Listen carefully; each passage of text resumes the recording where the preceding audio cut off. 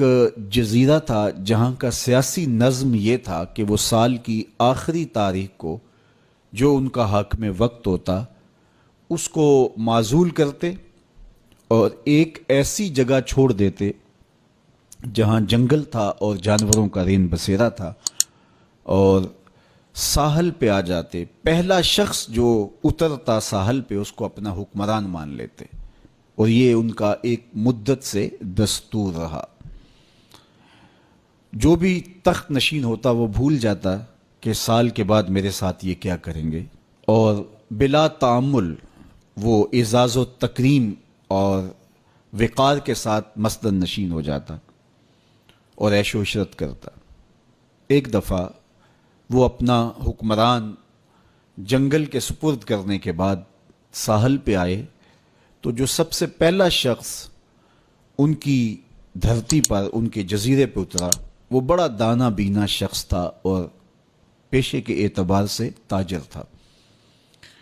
تو انہوں نے اسے کہا کہ تم آج کے بعد ہمارے حکمران ہو۔ اس نے کہا میں تو تاجرانہ غرض سے آیا ہوں، میں تو اصول سلطنت کو، امور حکومت کو جانتا ہی نہیں ہوں۔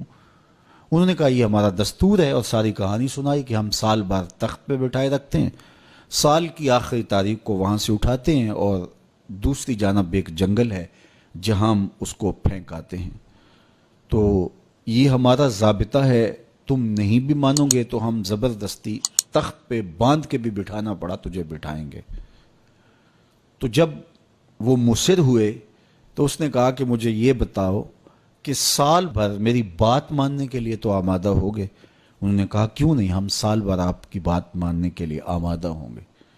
اس نے کہا ٹھیک ہے، میں تمہارا حکمران بننے کے لیے تیار ہوں۔ ہوتا یہ تھا جو تخت نشین ہوتا وہ بھول جاتا کہ سال کی آخری تاریخ کو میرے ساتھ کیا ہونے والا ہے۔ یہ پہلا شخص تھا، تخت نشین ہوتے ہی اس نے کہا کہ بلدیہ کے ملازمین بلائے جائیں، بلائے گئے۔ کہ فوج کے کمانڈوز بھی بلائے جائیں، وہ بھی بلائے گئے۔ اس نے ان کو کہا کہ تم جاؤ جنگل میں جہاں بادشاہوں کو پھینک کے آتے ہو اور وہاں کے موذی جانوروں کو کاٹ دو۔ بلدیہ کے ملازمین کو کہا کہ تم ان کے پیچھے جاؤ اور کانٹے دار جھاڑیاں کاٹو۔ وہاں معماروں کا ایک گروہ بھیجا کہ وہاں جا خوبصورت محل تعمیر کرو۔ وہاں پھلدار، پھولدار، سایہ دار درخت لگوانے شروع کر دیے، اور پورا سال اس جنگل کو کٹوانے، اس کے موذی جانور قتل کروانے، وہاں محل تعمیر کروانے، پھلدار، پھولدار، ثمر بار درخت لگانے میں حکومتی مشینری کو لگائے رکھا۔ جب سال کی آخری تاریخ ہوئی تو ہوتا یہ تھا کہ جب بھی بادشاہ کے پاس وہ آتے کہ اب تو جو اس جنگل میں پھینکنے جا رہے ہیں تو وہ چیختا روتا، ہائے مجھے کدھر جا رہے ہو، میں تو موذی جانوروں کا لقمہ بن جاؤں گا، اور اس کو زنجیروں میں جکڑ کے اس جنگل میں پھینک کے آتے۔ وہ کہتے ہم نے پہلے دن آپ کو بتایا تھا۔ رومی علیہ رحمہ فرماتے جب وہ زنجیریں لے کر آئے تو اس کو کہا کہ ہم تمہیں وہاں پھینکنے جائیں گے۔ تو اس نے کہا کہ زنجیروں کی کیا ضرورت ہے، میں خود چل کے جانے کے لیے تیار ہوں۔ رومی کہتے ہیں کہ یہ یہاں بیٹھ کے تخت پہ اس فکر میں لگا رہا جہاں اس نے جانا تھا، اور اس کو پتا تھا کہ یہاں تو ایک سال بھر کے لیے آیا ہوں، تو میں نے تو پھر بقیہ ساری زندگی اس جنگل میں کاٹ دی ہے، اور وہاں بچھو ہیں، وہاں سانپ ہے، وہاں موذی جانور ہیں، وہاں بھیڑیے ہیں، چیرنے پھاڑنے والے درندے ہیں، وہاں کانٹے دار جھاڑیاں ہیں۔ تو وہاں وہ جھاڑیاں کٹواتا رہا اور ایسے جانور مرواتا رہا، اور وہاں کنویں کھدوائے، وہاں پھلدار پھولدار درخت لگوائے، وہاں محل تعمیر کروایا۔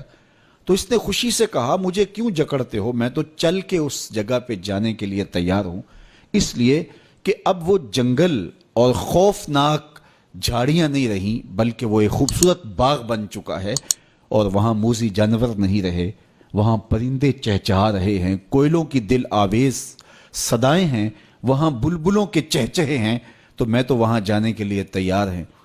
تو انہوں نے کہا کہ ہم بھی ایسے ہی بادشاہ کی تلاش میں تھے کہ جو مستقبل کی بہتری کا ضامن بنے۔